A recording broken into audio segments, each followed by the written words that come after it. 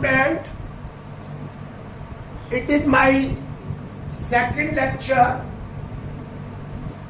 of cell, the unit of life chapter. In this video, I will discuss with you about the prokaryotic cell. इसे prokaryotic cell के बारे में करेंगे. देखिए यहाँ पर अगर उसको देखिए, हमारे पास there are two type of cells, prokaryotic and eukaryotic. Prokaryotic are the primitive cells and eukaryotic is the advanced cells or well developed cells or cell in which the nucleus or nucleic acid is surrounded by the nuclear membrane. Prokaryotic cell, it is found everywhere. Cosmopolitan. Cosmopolitan means it is found everywhere. ये हर जगह पाई जाती है. कहीं भी आप देखिए वहां ये पाई जाएगी. सी वाटर में, डीप सोयल, इंटेस्टाइन में भी पाई जाती है. कौन? Prokaryotic cells. अब ये प्रोकैरियोटिक सेल जो है वेरिएबल होते हैं इन साइज, लेकिन जो एक एवरेज रेंज होती है 0.3 से 1.5 माइक्रोमीटर होती है. It is the average range of the size of the cell. इसके बाद यहां पर शेप्स आती है, डिफरेंट शेप्स है. बैसिलस का मतलब रॉड शेप, ये रॉड शेप है. कोकस का मतलब है स्फेरिकल, सर्कल की फॉर्म की है. विब्रियो कोमा शेप है. और स्पाइरल जो है, ये स्पाइरल जो है स्पाइरल शेप होती है. यानी चार शेप्स है. बैसिलस है, कोकस है, विब्रियो है और स्पाइरलम है. तो बैसिलस में रॉड शेप है, कोकस में स्फेरिकल है, विब्रियो में कोमा शेप है और स्पाइरलम है. अब अगर प्रोकैरियोटिक सेल को ले, बैक्टीरियल सेल को ले, ठीक है, प्रोकैरियोटिक सेल जो है किंगडम मोनेरा के मेंबर है. तो इनमें जो है जो कंपोनेंट्स है, सबसे पहला जेनेटिक मटेरियल है, दूसरा सेल एनवेलप है, तीसरा साइटोप्लाज्म है, चौथा न्यूक्लियोइड है, पांचवा राइबोसोम है और 6 फ्लैजिला है, 7 पिलाई है, 8 फिम्ब्री है और 9 सेल इंक्लूजन है. These 9 components constitute the prokaryotic cell. ये जो 9 components हैं, ये मिलकर के प्रोकैरियोटिक सेल को बनाते हैं. They make the prokaryotic cell. अब अगर प्रोकैरियोटिक सेल्स की बात करें, इसमें यहाँ पर सेल के बाहर देयर आर सम एनवेलप, जो सेल है उसके चार कवरिंग होती है और ये covering protect from mechanical shock and injuries. अगर कोई मैकेनिकल चोट वगैरह लगनी हो तो उससे प्रोटेक्ट करता है और इंजरीज से भी ये प्रोटेक्ट करता है. It protect from the injuries also. अब यहां पर ये जो आपके एनवेलप है या आपकी प्रोकैरियोटिक सेल है, इसमें 3 लेयर है, 3 लेयर्स है. सबसे पहली ग्लाइकोकैलिक्स है, इसके बाद यहां पर ये सेल वॉल है और तीसरी आपकी प्लाज्मा मेम्ब्रेन है. These 3 layers are present on the or around the prokaryotic cell from outside to inside. मतलब अगर बाहर से अंदर को ग्लाइकोकैलिक्स आएगी, फिर सेल वॉल आएगी, फिर प्लाज्मा मेम्ब्रेन. इस तरह का क्वेश्चन आपका नीट में पूछ सकते हैं क्या अरेंजमेंट है. तो आज तो नीट के हिसाब से भी देखिए. अब जो ग्लाइकोकैलिक्स है, ये सबसे आउटर मोस्ट कवरिंग है और ये आउटर मोस्ट कवरिंग है, ये प्रोटिस्ट में भी पाई जाती है और कुछ एनिमल्स में भी पाई जाती है. लेकिन ये ग्लाइकोकैलिक्स है, ये 2 कंपोनेंट से बने थे, ग्लाइकोलिपिड एंड ग्लाइकोप्रोटीन. ये दोनों मिलकर के इस ग्लाइकोकैलिक्स को बनाते हैं. और ये ग्लाइकोकैलिक्स अगर आप अमंग द बैक्टीरिया देखिए, इट्स थिकनेस इज वेरिएबल, इसकी थिकनेस वेरिएबल है, इसका कंपोजिशन भी वेरिएबल है, सेम नहीं है। अगर अमंग द बैक्टीरिया क्वेश्चन आ जाए आपके नीट में कि जो आपकी ग्लाइकोकैलिक्स है, क्या ये सभी बैक्टीरिया में, सभी प्रोकैरियोट्स में सेम कंपोजिशन है या सेम थिकनेस? ऐसा नहीं है।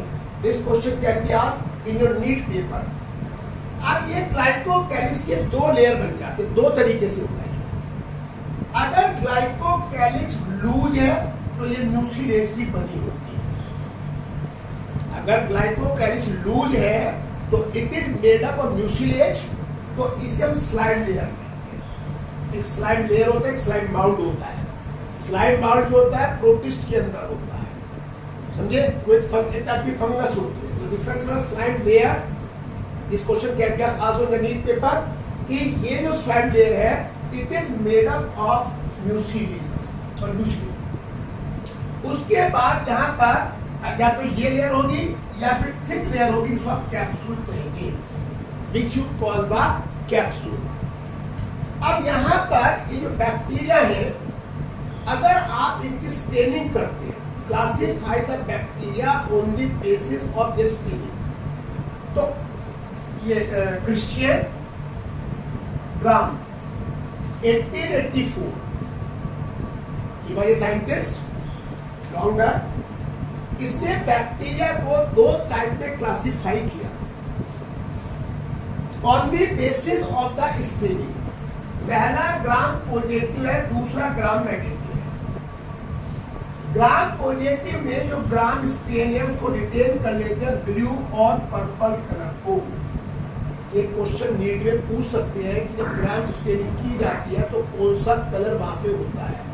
ब्लू है और पर्पल तो है ही, ब्लू के साथ वॉयलेट दे दे, ब्लू के साथ रेड दे दे, ब्लू कोई भी दे सकते हैं। और ग्राम नेगेटिव में इसमें कोई स्टेन नहीं रिटेन होता, चाहे ब्लू है चाहे पर्पल, कोई भी कलर रिटेन तो ग्राम नेगेटिव, यानी जो कलर रिटेन करते हैं उनको हम ग्राम पॉजिटिव कहते हैं और जो कलर रिटेन नहीं करते उनको हम ग्राम नेगेटिव कहते हैं। अब यहाँ पर ग्लाइकोकैलिक्स के बाद दूसरी लेयर आती है सेल वॉल। देखिए ये सेल वॉल जो है ये ग्लाइकोकैलिक्स और सेल कोट के नीचे प्रेजेंट होती है। जो सेल कोट है उसके नीचे प्रेजेंट होती है और ये जो बनी होती है पेप्टाइडोग्लाइकेन। ध्यान रखना, ये आपका नीट में पूछ सकते हैं कि जो बैक्टीरिया है उसमें सेल वॉल सेलुलोज की बनी होती है, पेप्टाइड्स की बनी होती है, कार्बोहाइड्रेट की बनी होती है, पेप्टाइड ग्लाइकेन की बनी होती है। तो इसमें आप ये ध्यान रखिए स्टूडेंट, ये पेप्टाइडोग्लाइकेन की बनी होती है। This question can be asked in NEET paper. In eukaryotes में और साइनोबैक्टीरिया में होती है। ये रिजिड होती है क्योंकि सेल वॉल रिजिड होती है और ये डेफिनेट शेप भी प्रोवाइड करती है। तो सेल वॉल जो है ये प्लांट सेल में भी प्रेजेंट होती है। अब इस सेल वॉल के नीचे यहाँ पर प्लाज्मा मेम्ब्रेन होती है। प्लाज्मा मेम्ब्रेन होती है, ये आपकी सेमी परमेबल होती है और जब सेमी परमेबल होती है it makes the interaction with the external environment. जो सराउंडिंग है उस सराउंडिंग से ये यहाँ पर इंटरेक्शन रखती है और that receive the certain whatever changes going in the environment it receive that। इसके बाद यहाँ पर जेनेटिक मटेरियल आता है। देखिए अगर आप प्रोकैरियोटिक सेल को लें, प्रोकैरियोटिक सेल में genetic material is called nucleoid. Nucleoid इसलिए कहते हैं because it is not surrounded by the nuclear membrane, यानी कि यहाँ पर जेनेटिक मटेरियल न्यूक्लियोइड कहते हैं and this nucleate is not surrounded by the nuclear membrane। One more metal present which is called the plasmid, DNA plasmid।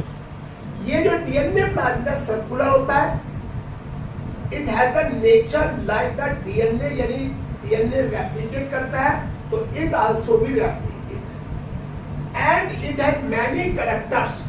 इसकी unique character है, सबसे पहला इसके ऊपर एंटीबायोटिक रेजिस्टेंस है, जिसको आप 12th क्लास में पढ़ेंगे, और इसके ऊपर सेक्स फैक्टर भी प्रेजेंट होते हैं। प्लाज्मिड एक सर्कुलर बॉडी है which has the antibiotic resistance property and sex factor present होता है।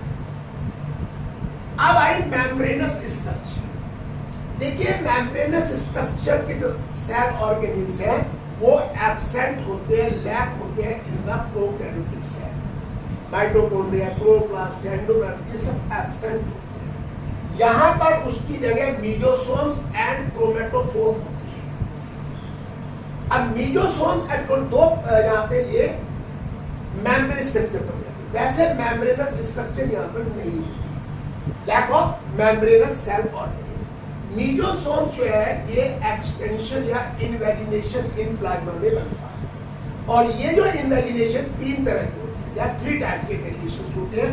सबसे पहला इन्वेलिनेशन वेसिकल टाइप का होता है, दूसरा इन्वेलिनेशन ट्यूब्यूल्स टाइप का होता है, और तीसरा इन्वेलिनेशन लैमिनर टाइप का होता है। ये 3 टाइप ऑफ इन्वेलिनेशन आप देखते हैं। अब ये इन्वेलिनेशन एक तो सेल वॉल बनाने में काम आते हैं, एक डीएनए का रेप्लिकेशन करते हैं और distribution in the total cells. एक इन्वेलिनेशन इंपॉर्टेंट है। एक तो इनके जो इन्वेलिनेशन सेल वॉल बनाने में काम आते हैं, और दूसरे ये हमारे replication of DNA and distribution DNA total cells में, कि टोटल सेल जब पेरेंट्स से डिवाइड होगी तो उसका जेनेटिक मटेरियल टोटल सेल में भी जाएगा। अब आते हैं क्रोमेटोफोर। ये भी एक्सटेंशन होते हैं, ये भी मेम्ब्रेनस एक्सटेंशन है, लेकिन इनमें पिगमेंट प्रेजेंट होता है, तो इनमें क्लोरोफिल पिगमेंट प्रेजेंट, ये भी एक्सटेंशन है। क्रोमेटोफोर अगर आपसे पूछा गया नीट में कि एक्सटेंशन होते हैं या क्या होते हैं, they are the extension of the membrane. समझ आप? अब बैक्टीरिया जो है देखिए जब मोटाइल भी होता है, नॉन मोटाइल मूवमेंट भी करते हैं और मूवमेंट नहीं करते।